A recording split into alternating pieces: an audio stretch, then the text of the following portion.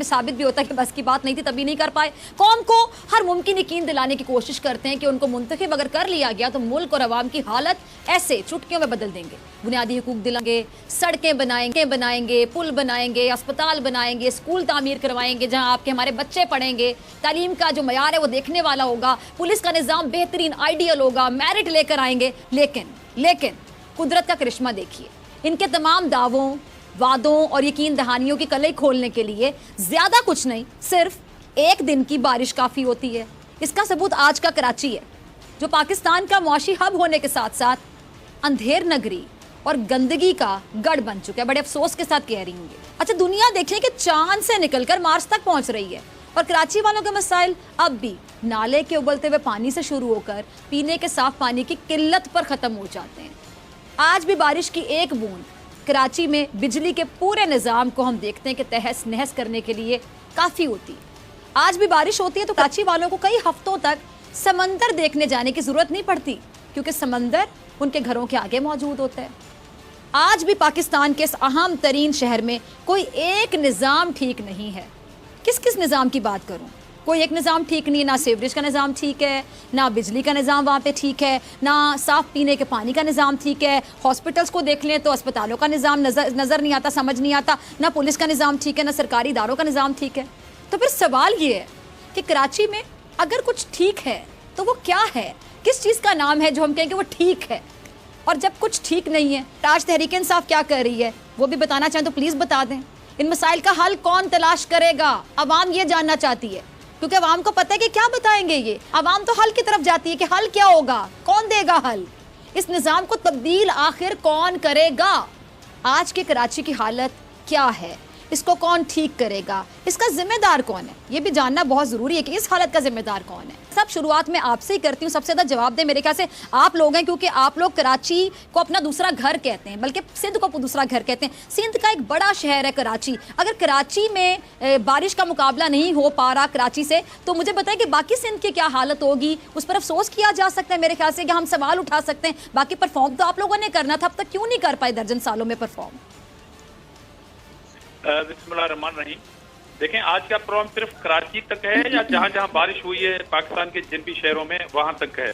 तो अगर कराची तक है स्पेशली तो हम कराची के लिए बात कर लेते हैं। इसमें बड़ा अच्छा सवाल आपने पूछा, मेरे से जवाब भी सुन लें। कराची तक क्यों है मैं बता देती हूँ। मैंने अपने सवाल में बताया, अगर आप गौर से सुनते हैं धामरा साहब, कि कराची एक बड़ा शहर है, मुआशी हब है। मैंने कहा बड़े शहर के अगर हम एग्जाम्पल देते हैं, बड़े शहर के हालात है, तो छोटे शहरों को तो सारी बात आपको पता है कैसे हालात होंगे। देखें आपका हक है कि आप कराची के ऊपर प्रॉम करें, बेशक करें। मैंने ये नहीं कहा कि ना अब पंजाब में अगर आप बात करें, पंजाब की खूबसूरती की बात करें, लोग कहते हैं लाहौर किससे शुरू कर लें कि लाहौर कैसा है, समझना इससे अंदाजा हो जाएगा। देखिए, मैंने जरा सी बात की, आप मुझे बात नहीं करने दे रही है, तो किस तरह प्रभाव चलेगा? मैं तो समझना चाह रहा था कि आया मानसून की बारिश। अच्छा, आप जवाब दीजिए, आप जवाब दीजिए। या पाकिस्तान के बेचारे अवाम हर जगह पे अगर तकलीफ में है तो उन सब की बात करें। तो अगर आप कह रही हैं कि सिर्फ कराची पे बात करें, तो हम सिर्फ कराची पे बात करेंगे। मेरे कहने की सिर्फ ये एक मकसद था। अच्छा, कराची के हवाले से जब आपने बात की, चले आप अपनी बात कंप्लीट करें, इसका मेरे पास जवाब था, लेकिन आप माइंड करें कि मैं आपकी बात में इंटरफेयर करें, आप जरा जवाब दीजिए जी। कराची की बात करें।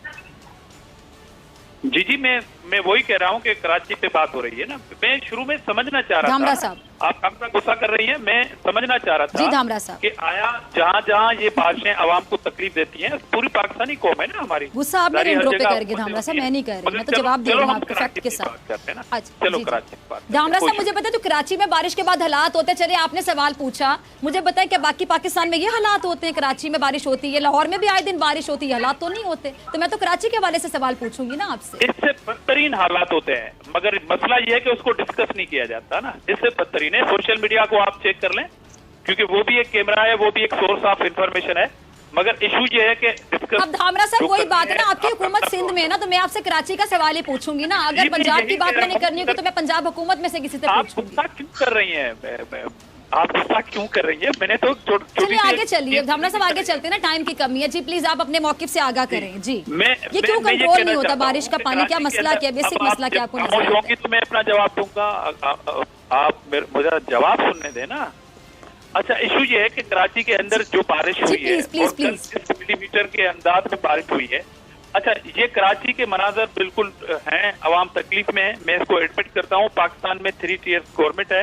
जफर, आप अग्री करते हैं धामरा साहब के मौक़िफ़ से, जिन्होंने पूरा बताया कि कराची में बारिश का मसला आखिर होता क्यों है? नहीं, जिस दिन इनके घर के अंदर नाले का पानी भरकर और उस पानी का सारा फुजला इनके ड्राइंग रूम, बेडरूम, इनके बच्चों के स्टडी रूम के अंदर भर दिया जाएगा, जिस तरह आज कराची वालों के घरों में भरा है, उस दिन के बाद मैं इनकी बात मानूंगा कि ये इनकी बात बड़ी अच्छी है। ये किसी भी इलाके में विजिट करें, अमीर गरीब, ओ भाई फुजला, नालों का फुजला, मैं किसी पैम्पर की या इसकी बात नहीं कर रहा, पूरे पूरे नालों का फुजला। वो फुजला क्या होता है, क्या बोलूं लाइव प्रोग्राम में? वो लोगों के बेडरूम में, उनके बुजुर्ग माओ बहनों बेटियों के बिस्तरों पे, लोगों के बेटियों के जहेज तबाह हो गए, जो वो जमा कर रहे थे सालों से, उनके घरों के अंदर से होते हुए गया पूरे कराची का फुजला। इस वक्त भी लोगों के घर के लिए हम बिरयानी और मुख्तलिफ खाने बनवा रहे हैं। कराची की सारी एनजीओ ट्रकों में भर भर के देने जा रही हैं।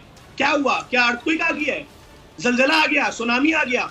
बात सिर्फ इतनी सी है कि ये कोई बड़ी आम सी बात है इनके लिए, बुजुर्ग के लिए, तमाम चाहे कोई भी हो।